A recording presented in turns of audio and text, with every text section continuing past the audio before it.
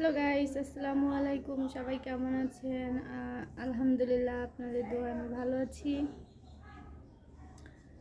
তো আজকে লাঞ্চে আমি কি রান্না করব সেটা সবার সাথে শেয়ার করব।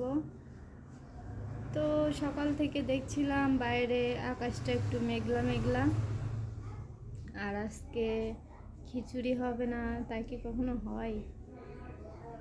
তো জামাইয়ের আবদারে চলে গেলাম আজকে খিচুড়ি রান্না করতে। রান্নাটা আপনাদের সাথে শেয়ার করব।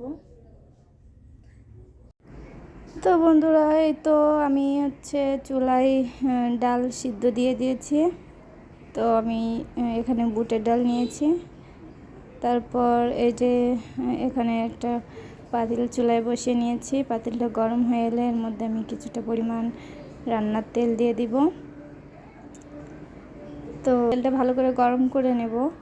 তারপর এর মধ্যে আমি কিছুটা পেঁয়াজ কুচি দিয়ে দিলাম।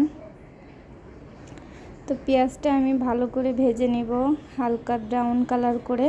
আমি এখানে ডালটা এরকমভাবে সেদ্ধ করে নিয়েছি, একেবারে গলে যায়নি। তো তারপরে তো পেঁয়াজটা ভাজতে থাকলাম। আর এখানে আমি নিয়েছি আদা রসুন বাটা, নুন, হলুদ এবং হালকা পরিমাণ মরিচের গুঁড়া। এখানে আপনারা মশলাটা আপনাদের পরিমাণ মতো নেবেন। আর এখানে আমি 10-15টা মতো কাঁচামরিচ নিয়েছি, আর কিছুটা নিয়েছি মুরগির মাংস। তো এই তো পেঁয়াজটা আমি ব্রাউন কালার করে ভেজে নিয়েছি। এর মধ্যে আমি মশলাটা দিয়ে দিব। মশলাটা দিয়ে আমি ভালোভাবে কষিয়ে নেব।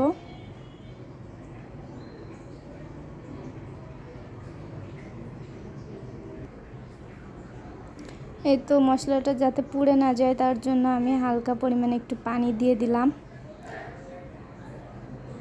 এই পানিটা দিয়ে আমি ভালোভাবে মশলাটা কষিয়ে নেব। এই তো আমার মশলাটা কষানো হয়ে গেছে। তো আমি এর মধ্যে এখন ধুয়ে রাখা মাংসটা দিয়ে দিব। মাংসটা দিয়ে আমি ভালোভাবে কষিয়ে নেব মশলাটার সাথে।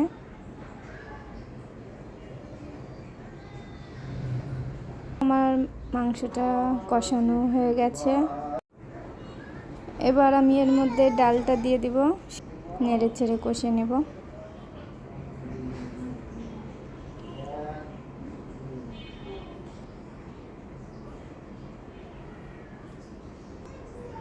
তো তারপর এই যে আমি চালটা দিয়ে দিব। আমি এখানে রেগুলার ভাতের যে চাল সেটা নিয়েছি, আপনারা চাইলে পোলার চালও নিতে পারেন। তো ভালোভাবে কষিয়ে নেব।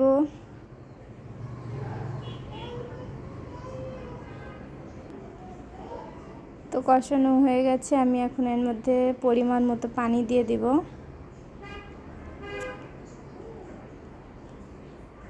যে পানি দিয়ে আমি ভালোভাবে নেড়ে চেড়ে নেব।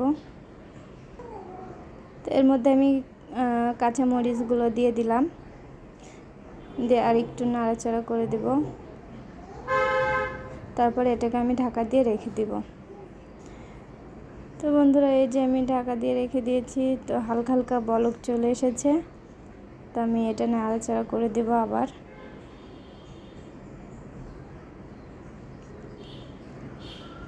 দিয়ে আমি আবারও ঢাকা দিয়ে রেখে দেব। তো আমি আবারও ফিরে আসলাম। তো নাড়াচাড়া করে দেব যাতে নিচে লেগে না যায়।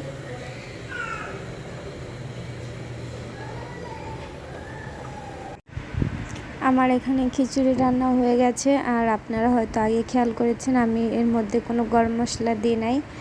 আমি পরে নামানোর আগে এর মধ্যে গরম মশলার গুঁড়া দিয়েছিলাম, ভাজা জিরা এবং গরম মশলার যে গুঁড়াটা ওটা দিয়েছিলাম। এই তো রান্নাবান্না শেষ, এখন খেতে দেওয়ার পালা। তো চলেন সে খেয়ে কী বলে সেটা আপনাদের সাথে শেয়ার করব। এই যে খিচুড়ি রান্না শেষ, তো ওকে এখন খেতে দিয়ে দিয়েছি। ও মজা, ও খাবে। খুব সুন্দর, খুব সুন্দর।